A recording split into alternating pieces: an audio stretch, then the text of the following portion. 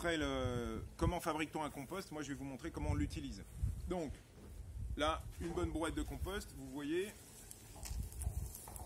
ici, regardez ce beau compost, bien grumeleux, il reste encore quelques macro-déchets, mais tout va bien, il est bien décomposé. Alors comment je l'utilise?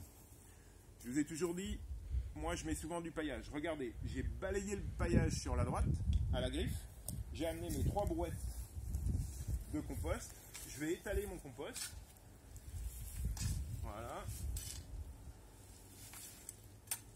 Alors je vous rappelle que l'objectif c'est d'avoir beaucoup de matière organique, beaucoup de compost, beaucoup de carbone, un sol riche en matière organique. Donc là j'y vais largement. Ça va être une future planche à courge et à potiron. C'est des légumes assez gourmands. Donc on y va. On n'hésite pas. À votre bon cœur, messieurs dames. Donc voilà, première chose, j'ai étalé mon compost. Deuxième, bougez pas. Deuxième, je reprends mon paillage. Et je remets dessus. Et voilà. Voilà. Alors comme d'habitude, je ne vais pas vous faire toute la planche. Et là, je vais pouvoir planter d'ici mi-mai toutes mes cucurbitacées, melons, courgettes, potirons, mais plutôt potirons. Et voilà. Donc première utilisation du compost sur planche, sous le paillage. D'accord. Alors le plus simple, c'est bien sûr de balayer le paillage et de mettre le compost. Voilà, on utilise en direct ce qu'on a récupéré dans le composteur au bout de... Ça, c'est du compost qui date de cet hiver. Voilà, je vous retrouve de nouveau dans mon composteur pour une autre utilisation. À tout de suite. Wow.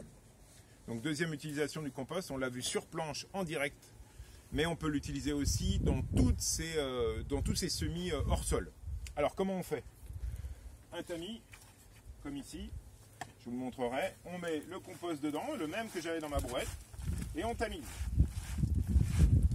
Voilà, très simple.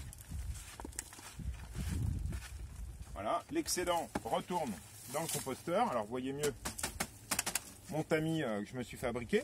Mais si vous n'avez pas un tamis, un truc tout bête, beaucoup de maraîchers le font, un cajot, et je récupère comme ça du super compost. D'accord? Donc ce cajot me permet de filtrer, d'obtenir, comme vous pouvez le voir ici, un super compost super fin, très concentré en matière organique, en azote et en carbone. Et ça, moi je vais en mettre un petit peu dans mes pots pour faire mes semis. Pas 100%, un petit peu. D'accord? En mélange avec de la terre. Mais vous observez, là on a un super compost bien mûr. Voilà. Donc, 2 utilisations simples, sur planche ou hors sol.